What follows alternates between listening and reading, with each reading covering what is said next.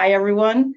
Thank you for joining us. My name is Terry Bearden, and I'm Project Director for Organizational Capacity Building here at the National Community Action Partnership. Welcome, welcome. We are here to, dare I say, talk about some kind of sexy data, how to use your secondary data to support grant writing and stakeholder engagement, right? So for those of us who really like data, that's like, woo-wee, next level. So again, thank you for joining us. We have with us a wonderful presenter who I will allow to introduce herself in just a minute, but we always like to ground ourselves in the promise of community action. Community action changes people's lives, embodies the spirit of hope, improves communities, and makes America a better place to live. We care about the entire community, and we are dedicated to helping people help themselves and each other. So, especially in this time, I want to extend my appreciation for you carving out some time to join us. And with no further ado, I would like to turn things over to Jordan Rhodes, who is with the University of Missouri Cares, and she is going to blow our minds with some amazing data information. I hope Thanks, Jordan. so. Thanks, Terry. So good afternoon, everybody, and welcome to our webinar on best practices for using secondary data to support grant writing and stakeholder engagement. So, like Terry said, I'm Jordan Rhodes. I am a project coordinator with the Center for Applied Research and Engagement Systems, or CARES for short. And CARES is the team behind the National Community Action Data Hub, which we'll jump into here in just a bit. So today we are primarily going to be discussing two things. First is why we need to be using secondary data when we're advocating for the importance of our programs and applying for funding. And then second is how to best use secondary data to do this, right? So the kind of flow of things, I'm going to start with a short introduction to CARES, who we are, what we do. Then we're going to have our discussion on the importance of integrating secondary data into our grant proposals and outreach. We're going to do a quick review of the National CAP Data Hub tools. And then we're going to wrap up with examples and best practices. And so with that, I'm going to jump over and give you guys a quick introduction to CARES. So we are a center associated with the University of Missouri Extension. We've been around for about 35 years now, and we've been working with various community action agencies for nearly 15 years. Also, I should note, I forgot to mention at the very beginning, if as I'm going, any of you have questions, please feel free to drop them in the chat and I will try to answer them as we go. And if I'm not seeing something, feel free to turn off your mic and or raise your little hand icon and yell at me if you're comfortable doing so. But kind of back to CARES really quickly. So here's basically all you need to know about us. We're a team of data and computer nerds. What we do is collect data from reliable national secondary sources like the US Census Bureau, the Bureau of Labor Statistics, and the CDC. Then we clean those data up and we make them easily discoverable in custom tools, including the NCAP Data Hub. And so our team also has experience in custom data analysis and consulting for groups like US News, as well as several universities and state health departments. So let's talk now a little about why we need our secondary data. So as you are all likely very acutely aware, most of us are having to pour a lot of energy at the moment into targeting new funding sources for our programs and for justifying to funders, partners, and potential advocates why it is so crucial that our programs exist, right? And so we know that the work that community action is doing is making a real impact, and we need to be able to demonstrate to others that there's a need for your services and that your services are making a difference. So when introducing or reintroducing your work to potential funders and advocates, whether via an application packet or a conversation, you're likely going to want to include a couple of things, right? One of those is going to be primary data. So this is data that your program has gathered or folks in your community have gathered, such as things like assistance and service counts or results from surveys that your participants have completed, right? So, and this is really great because being able to say, my agency or program has helped blank number of people is really powerful, right? Then you're also likely going to want to share stories or narratives, right, about people or families whose lives have been changed for the better because of the work that you're doing. This is also really important because it helps to personalize your calls, right? It helps to remind those you're addressing that the people you serve aren't just numbers.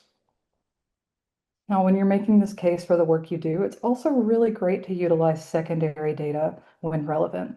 And so again, our secondary data are going to be data aggregated by like large government institutions, research organizations, healthcare groups. So think of the Census Bureau and the CDC, right? Now, incorporating these data into the way you talk about your programs helps to lend you a greater level of credibility. And so, for example, let's say you're wanting to advocate for one of your agency's programs, and you know from your or your colleagues' experiences that this program is really making a positive impact in the lives of single mothers.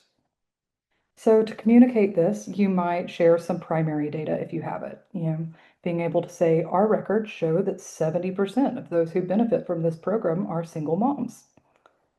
You might also share a story or example of how exactly you're making a difference for these folks. Then in addition to that, if you don't already, you should be using secondary data to back up your statements regarding community needs and how you're working to meet them. So let's say we're working in Evangeline Parish in Louisiana. So our Louisiana folks are special. Instead of our counties, we have parishes.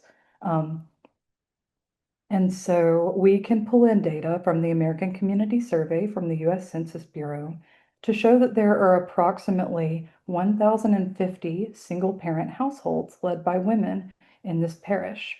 And just over 50% of those households fall below the federal poverty line. So this is evidence that there is a need amongst this group of folks for services that can help increase their income, right? Whether this is Head Start, weatherization, workforce training, we know it all affects our poverty rates.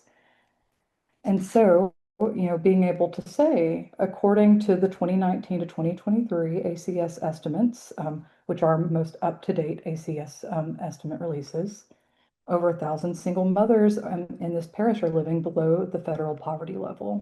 Our program is targeting and uplifting this population by blank.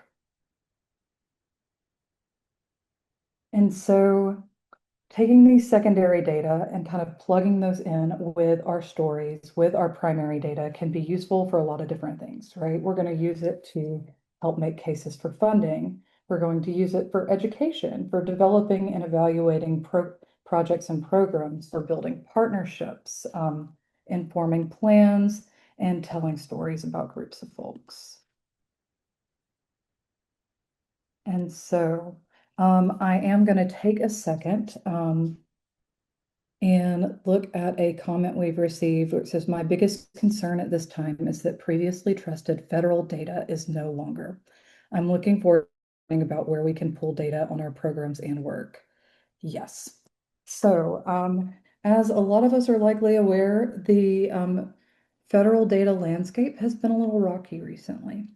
And so I will talk about this a little bit more as we get into the Data Hub, but I will go ahead and share, I mentioned that the CARES team, a lot of what we do is collect secondary data, right? There are a couple different parts and pieces to what's going on in the federal data landscape at the moment. Now, one piece that a lot of us probably noticed over the past couple months is that some previously available data sets were going away and coming back up, right? So the majority of the data that CARES pulls is housed on servers on the campus of the University of Missouri. And so even when things were kind of being turned off and back on, they were still available in your map room and your reporting tool. Most of the data that we used in the past are now available again. Now, as far as data collection going forward. That is something we are all going to have to navigate together. So our team right now is, we're continually vetting the data that we take in to ensure that it is credible, right? We are not going to continue to support data that we believe is not credible. And so we will, if the time ever comes where that becomes a concern, we'll release lots of communication around that and communicate with the folks at NCAP so that they can in turn communicate with you all. The other piece of that is going to be we're really encouraging folks to also explore state level data sources at this time. And we can talk a bit at the end about what some of those avenues look like. But as for now, things have remained pretty, now that most of our things are back online, pretty consistent with what they were before.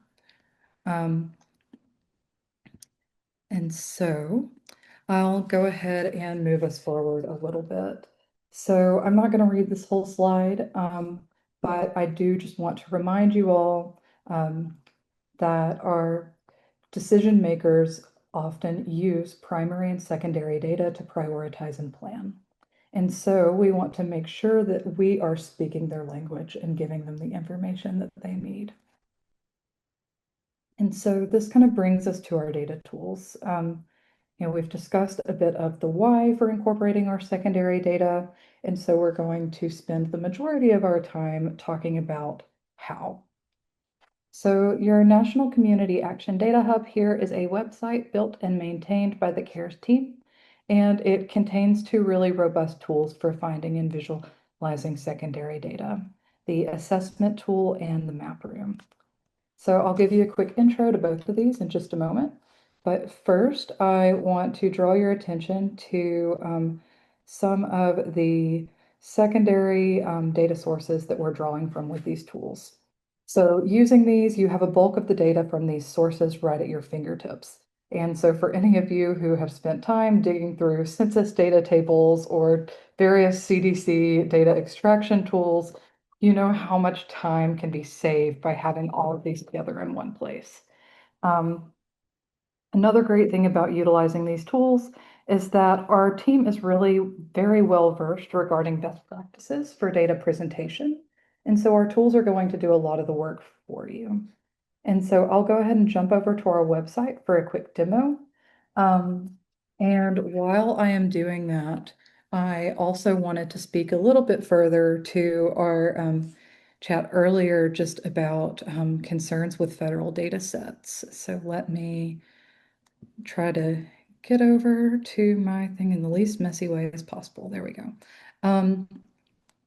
A lot of our data sources, we have relationships with members of the data teams, especially at CDC, at the Census Bureau, at the Federal Communications Commission, and with USDA and some of our environmental groups. And so know that we are like keeping up pretty regular conversations with them with regards to concerns. And so we're hopeful that we'll know way ahead of time if anything is to get rocky. And so our data hub, you have to have a login to access it. If you do not have a login, you can go over here where it says log out on my screen. It will say login for you. And then click this register for an account button beneath the drop down. Now note that those registrations do undergo a manual review.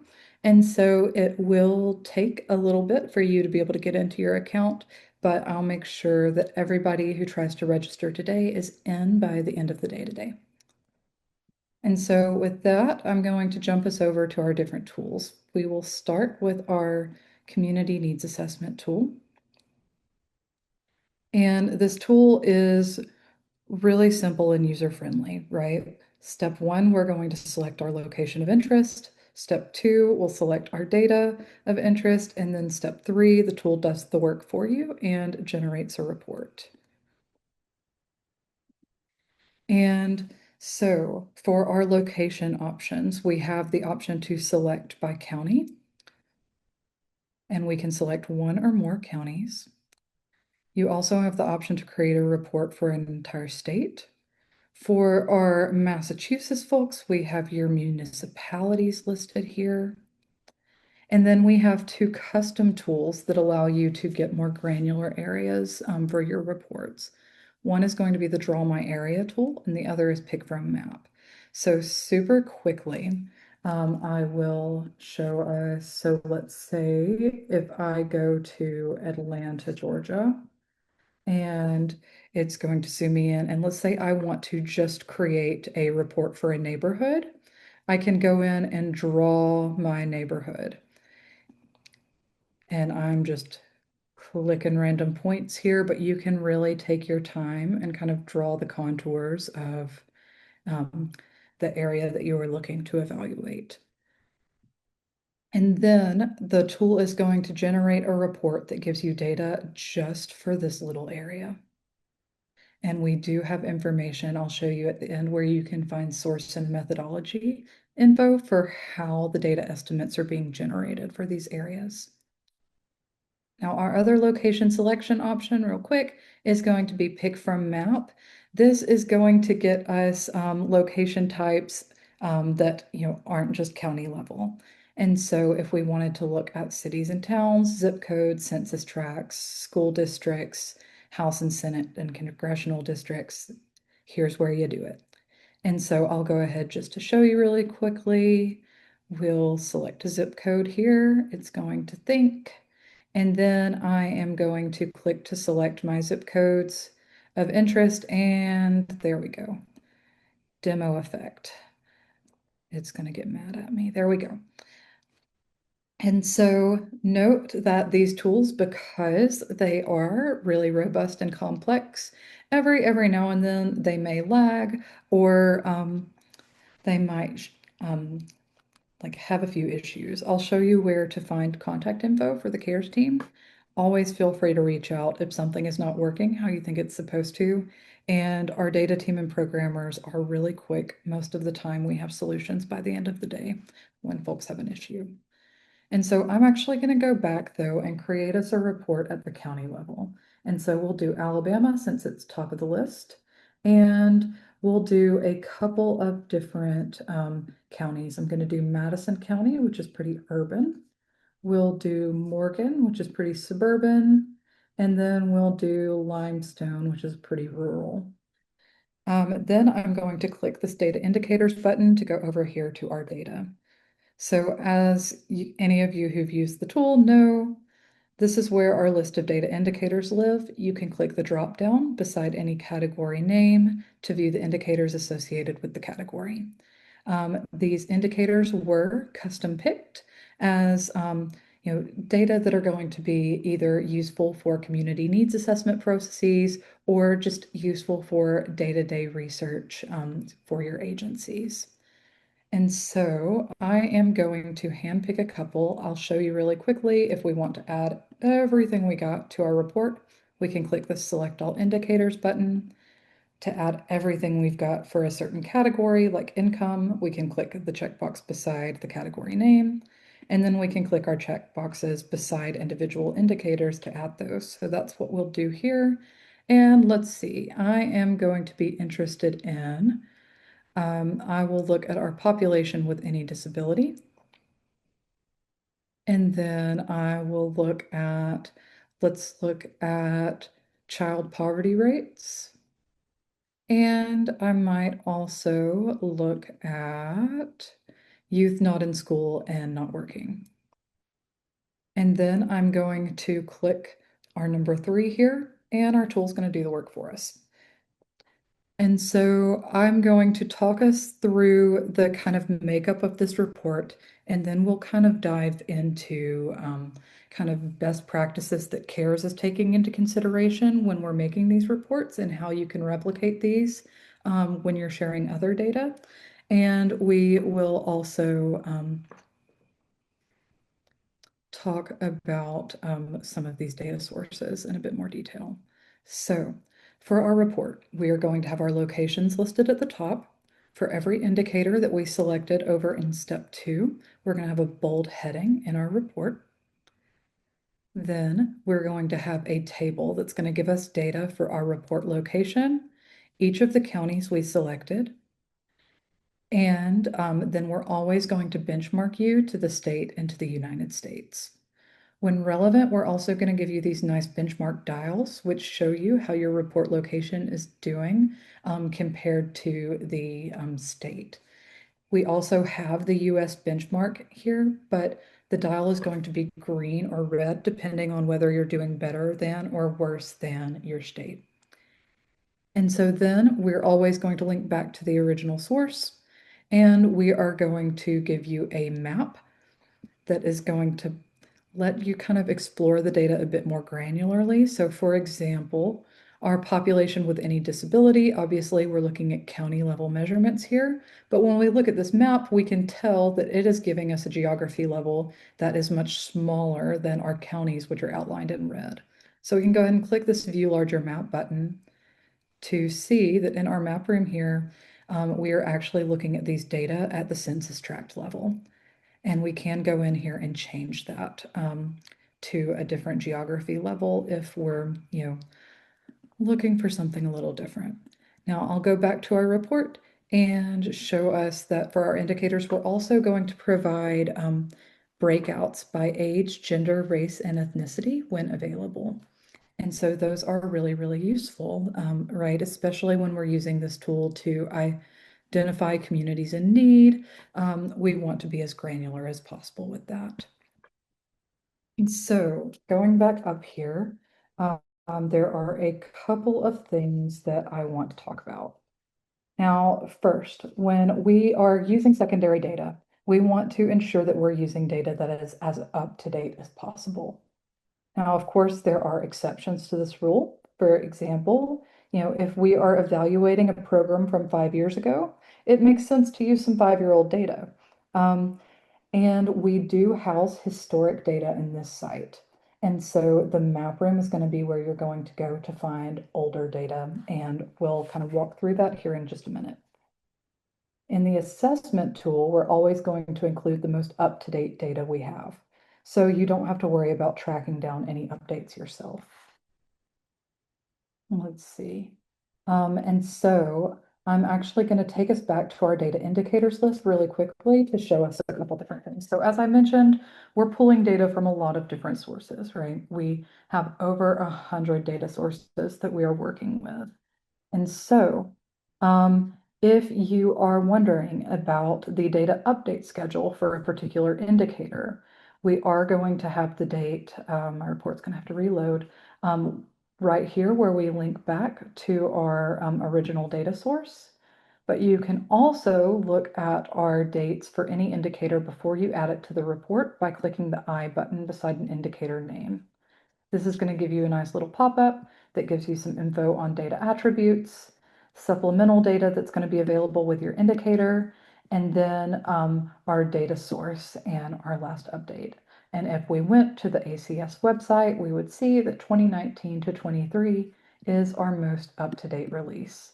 For any of us familiar with ACS, I do want to let you know that we do use the 5-year estimates rather than the 1-year estimate. The reason being that these are going to give us a higher level of accuracy, especially for our small areas and for our rural counties. And so let's see.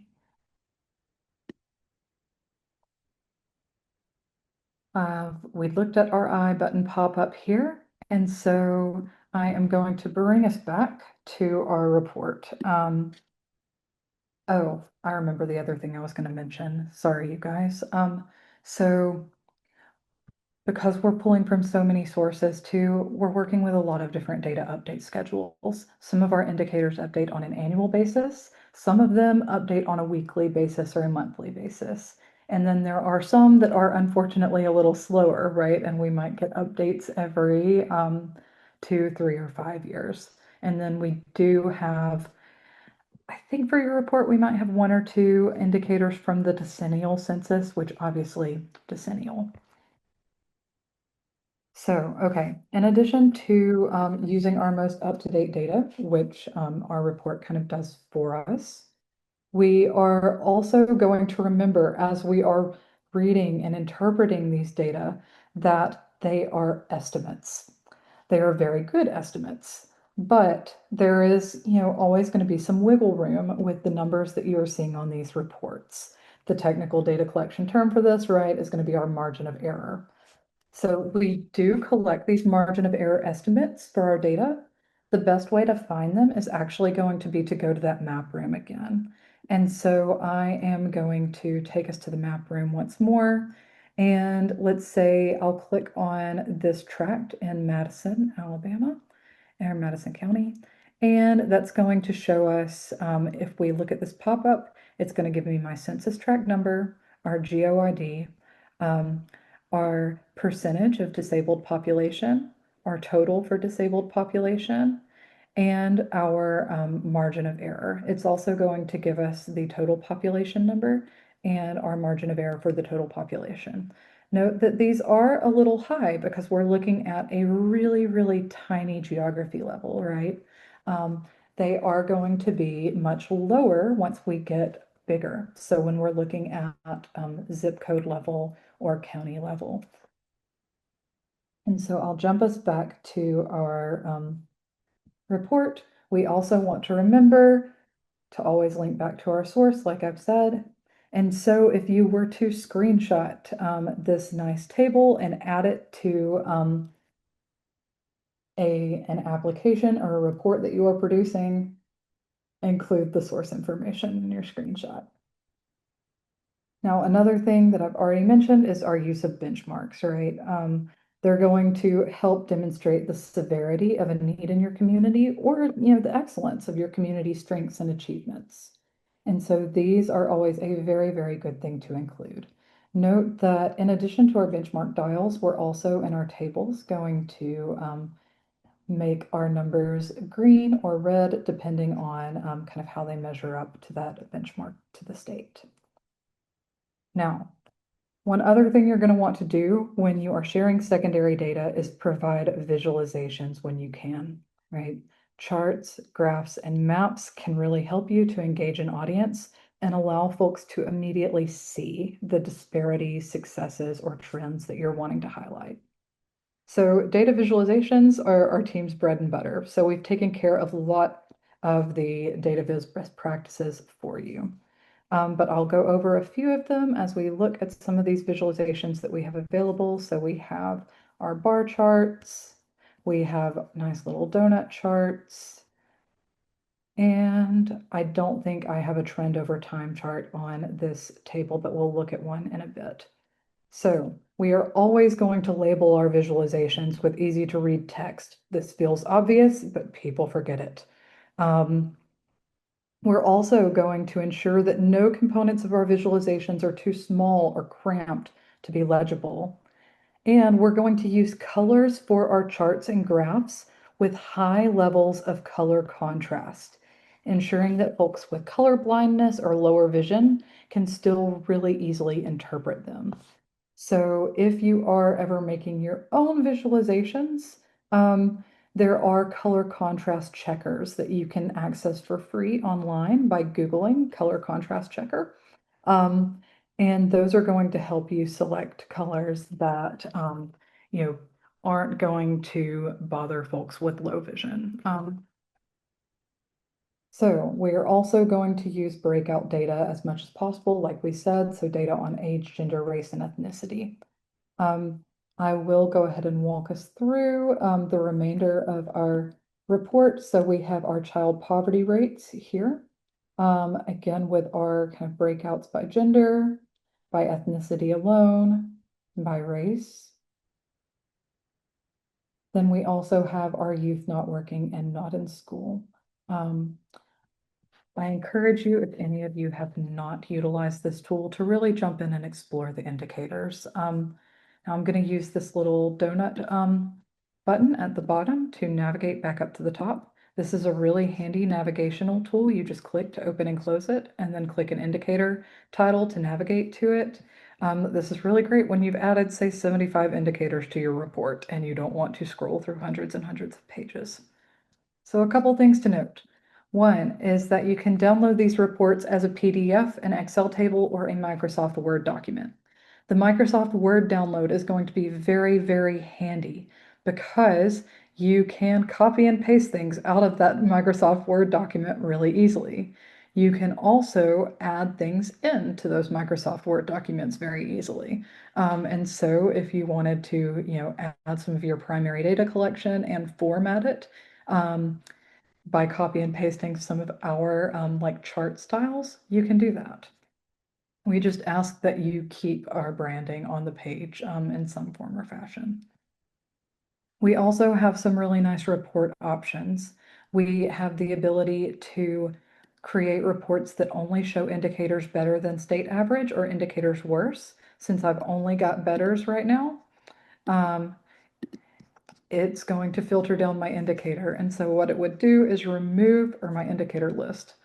So it will remove all of the indicators that were in my report that either didn't have a benchmark available because it wasn't relevant, or the indicators that are worse than state average.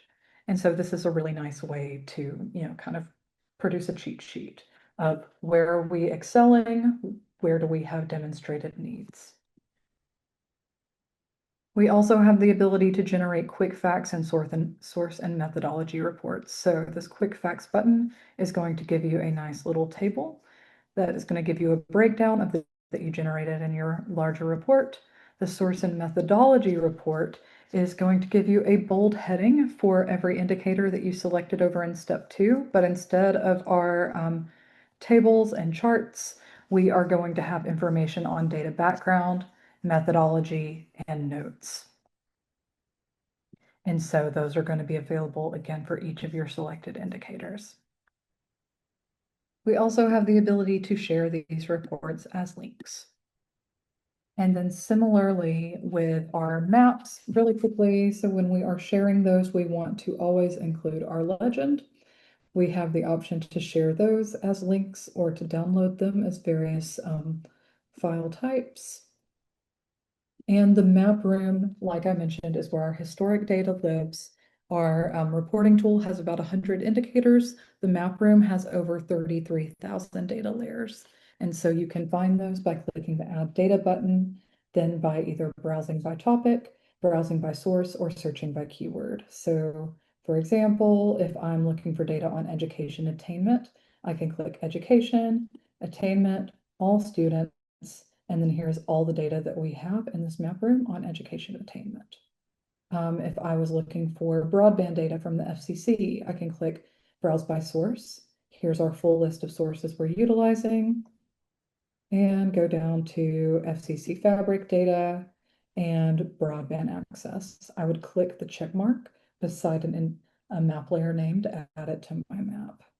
And then, of course, I can search by keyword. So if I searched just poverty, my results are going to display. And as you can see, we have 529 data layers having to do with poverty. I will let you know that with this search bar, we are not quite as advanced as, say, Google. And so I do recommend using 1 to 2 word keywords. We are actually in the process of actively improving this search. So I will remove our population with any disability so we can see here. We have our poverty level map added to our map room right here. So I am going to go back to our slides though, and do note, I know I ran through the tools themselves really quickly. If you are somebody who does not have a lot of familiarity with these tools and you need additional training, we are doing a deep dive of the community needs assessment here in a couple months.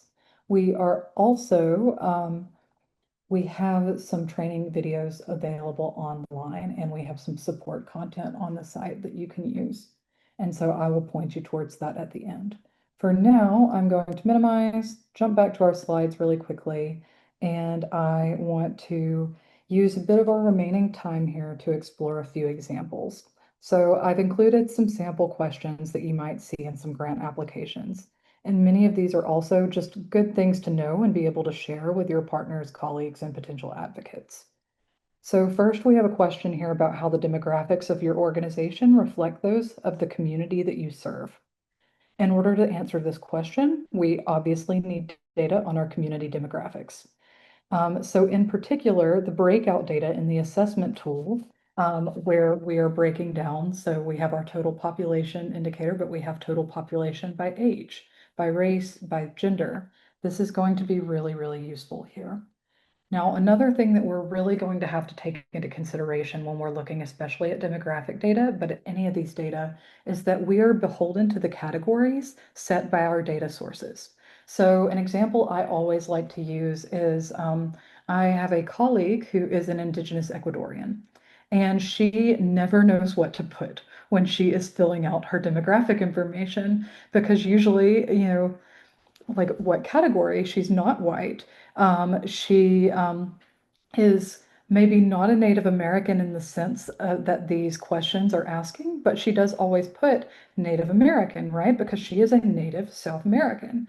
Um, and so we want to be mindful, right, of the fact that these categories that are in our tools are, not going to be 100% reflective of the way our communities are defining themselves. And so we want to have, some local knowledge and, if at all available, some local data. But right, often that is really hard to get. But knowing your communities, knowing how they define themselves is going to be a really, really important kind of piece of the puzzle here. Now, in addition to looking at things like total population, we can also look at other factors. And so I pulled us a sample report here where we are looking not only at total population, but at, foreign-born population and at veteran population. Both those, right? We have a breakdown by gender and by age group. And yes, this one does not break down by race and ethnicity. And so, for any of these, we can look and see that, we have a lot of veterans in our community. Do we have veterans in our staff? We have a lot of folks over 65 and a lot of folks between 25 and 34 in our community. Is that reflected? We could even, look at things like, single parents or large families. Is that reflected? And so, really quickly, I'm going to skip over this next one because we have talked a lot about kind of using this tool to define needs. But I will really quickly jump to, oh, and sorry, I'll make this a little bigger for us all. I'm trying to go real quick here. So we can also use these tools, right, to identify community strengths. With our map room in particular, we have a lot of data on things like library branches, 501c3 organizations, fire stations and hospitals and other, community infrastructure. It is in there. It is mappable. You can even you can stack those map layers with things like, hospitals and public libraries near me, and then our American Community Survey data on, population with no motor vehicle. And see, where we have areas of folks who don't have reliable transportation, and then how far it is from them to their places they need to go, right? And so we can also use these tools, right, to show who are going to be served by any projects that you're doing, our short-term and long-term measurable outcomes. Like I said, we do have trends over time data available. And those are really, really handy. And so I'll click us back really over here. So this is our children eligible for free or reduced price lunch. And as you can see kind of in that bottom right, for that indicator, we're going to give you data from 2010 to the present. Or no, this one is only going to 2017 for some reason. In our report, we are going to give you up to the present, or at least the most recent date of data collection. And so these are going to be really handy for kind of demonstrating, either how existing programs that you have made a change, or how things have gotten more severe lately and something needs to be done. And so I'm going to click us through to the end. And my apologies again for being just a little rushed here. I like to talk about our data. And so a few reminders though, as you are using this tool and as you are sharing these things out. We're going to remember that our data are estimates. They are there to guide, they are not there to dictate. We're going to remember to refer regularly to our benchmarks, as this is going to help kind of ground your interpretation. We're going to consider data collection methods as you review each indicator. And so that is something that's going to be available in that source and methodology report that we looked at. We're going to check the dates for when our data were last updated. And then if things don't make sense, we're going to ask for more info. In addition, if you are looking for data on your own for something that is not found in our tool, you are going to make sure your data is sourced from a trustworthy organization. Now, usually the advice that we've given in the past, right, does it end in .gov, .edu, or .org? We're also going to check our data for political bias and for historic availability. So, does the data that I can receive on this website for 2024 match the data that was available in 2020 or 2020? Was this source available in 2020? And because if something has not been around for a while, this might, mean that it's a little bit less reliable than something that has been rocking and rolling for 20 years. Also, of course, we all know this, we're not going to use our data to lie or exaggerate, right? So if we're kind of going back to our single moms example, our agency is seeing a lot of single mothers and, they, really seem like they have a lot of needs that need to be filled. But then when we go to look at, say, single mothers in poverty or single mothers in your area, single mother income levels, they look like they're doing great in your county and it doesn't match up. So there are a couple different things you can do here, right? One is you can kind of change the scope of your search. You can do one of those draw my area or pick from map reports and see, is it just our, kind of smaller community, right? Is it a group of zip codes within your county where folks are really struggling? We can also, kind of find a different angle, right? Find things that these folks have in common that might be different from what you were looking at before. And so let's see. Is there an opportunity to submit data sources to the tool? For example, local transportation plans, strategic plans, master plans, etc. Absolutely. So one thing where things get a little complicated with this tool is we want to be able to provide the same data for everyone, right? We don't currently have something available where, let me jump out of this really quickly, where if I selected one location, my indicator list would be different, right? So if I had data for Missoula, Montana, and just Missoula, Montana, and I couldn't have my special Missoula, Montana indicator in this reporting tool. However, I will say that this is technology that our team is increasingly developing the capacity to support. But it would require additional development and some conversation with your team at NCAP. But yes, please feel free to send things for like consideration for integration, or if there are sources that you know of that you are not seeing and that you make regular use of, let us know and let your people at NCAP know, and we can work to revise this indicator list. This is not a comprehensive list of the indicators that the CARES team has available. And so we are like happy to work with you on those things. I know I'm running towards the end of time, but if you have questions about, state level sources and locating things, we have connections across a lot of different states, and we're always happy to help point you in the right direction. So really quickly for support needs, we have this nice support button at the top, and we have assessment support and map room report. And so this is going to give you a nice 1, 2, 3. Oh, we've changed it to 1, 2, 3, 4, 5, kind of step-by-step instructions on how to use those two tools we looked at. We also have a help account right here, help@cares.missouri.edu.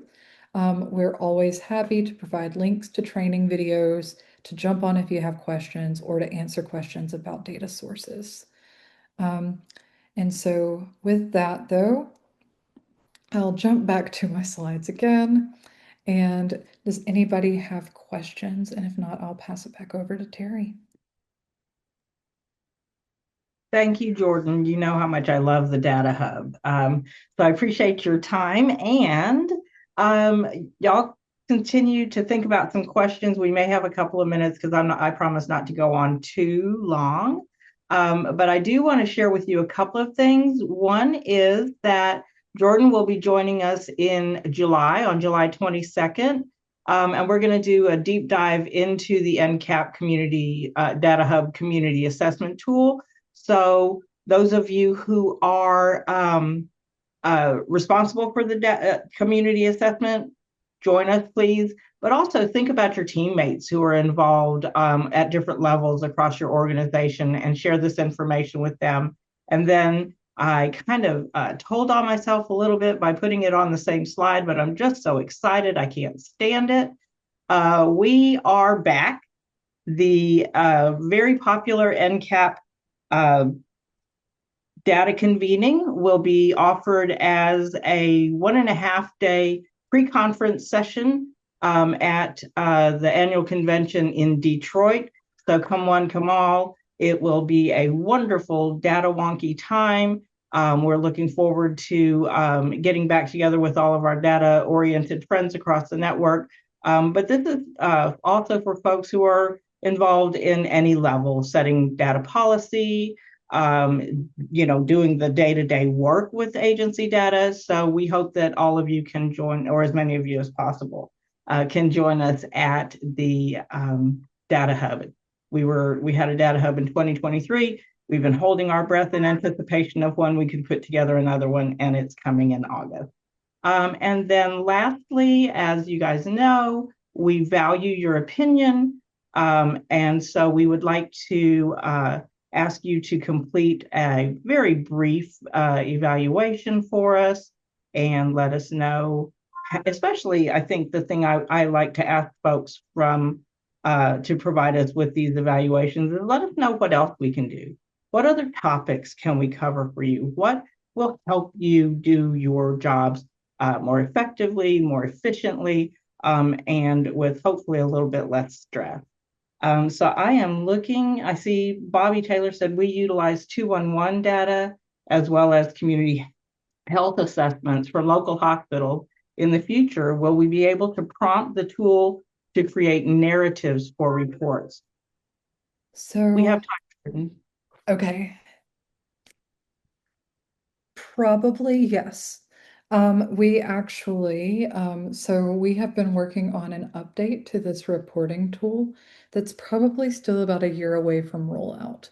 But our eventual plan is for a more build and share style report that is going to allow us to kind of plug other data. So your like data that you are finding from other, like you said, hospital needs assessments, for example, straight into this report formatting so that it will generate something that looks like what we've got going on. This is still very much in development. And so it is something that we have taken into consideration, though, because there's very much a need for something like this. We are also working on some features that will produce kind of summaries or narratives around the data that you are seeing in your reports. There are a lot of fun considerations around that though, because the kind of popular thing to do right now, right, would be to utilize some sort of AI feature that would write a narrative around your report. And a lot of our team, like while we have a lot of interest in using machine learning models to create our tools, there are like some ethical considerations, right, with utilizing AI to kind of summarize data because AI is going to, it was made by humans, it's going to have human biases. And so we are kind of exploring different ways to kind of pursue that narrative generation piece um, in ways that feel good and don't feel uncomfortable to any of our team or to any of our users. And so those are things that are in the works. It will likely be at least a year before we see those rollouts take place. And Someone does not like AI, right? Yeah, you have to be definitely careful, Alexis. I feel you there. And there's a lot of guidance that's coming out regarding, how organizations should really think about AI and building some policies and procedures and, kind of keep how we can keep ourselves between the mayonnaise and the mustard, as we say in the South, keep ourselves out of the ditches as far as using AI. And so I think that's a good topic in terms of thinking in the future about, what does it mean to utilize AI in terms of data analysis. Um, will NCAP be coming out with any guidance or any webinars on AI? Well, I'm glad you asked, Alexis. The check is in the mail. Yes, we have done a few webinars. They would be available in the archive on AI. We had a session at our MLTC in wherever we were this last time, New Orleans, which of course you had to be there to be part of that. But we are also planning on having information available, sessions about AI at the data convening. And that certainly is something that is also on our radar as far as future webinars. So yes, I hope to see you at the data convening, Alexis, and we'll definitely talk about AI usages, policies, those types of things, but also have some opportunities for online learning. Close. Ooh, Bobby, you are getting deep there. I will have to copy paste that and trust you that that is something that data folks at a deeper level will agree with. So yes, closed source learning LLMs. Okay, my brain says learning management system, but that's LMS. So, all right, I will definitely copy that and put that forth for consideration, Bobby. Law. Oh, so AI, right? That's what AI builds on. Gotcha. Okay, we will. I will definitely put that idea forward. Thank you. And with that, we're at 53 after the hour. I tend to say 1:53 because I'm Central Time. Any other questions? Anything else come to mind, Jordan, as last thoughts? Not to put you on the spot. no, it's all good. No major last thoughts. Just remember our contact info can be found at the bottom of that support page if you have any additional questions. We're always happy to chat. Um, or if it's 6 months from now and you're like, man, I wonder when they're going to get that new report model out. Always happy to share an update. Um, All right. Thank you, Jordan. Last minute questions. All right. If not, I will say thank you very much for joining us. We will send out slides, recording, and all of those things. And please join us for our next webinar and hope to see you in August in Detroit as well. Thank you very much. Thank you all.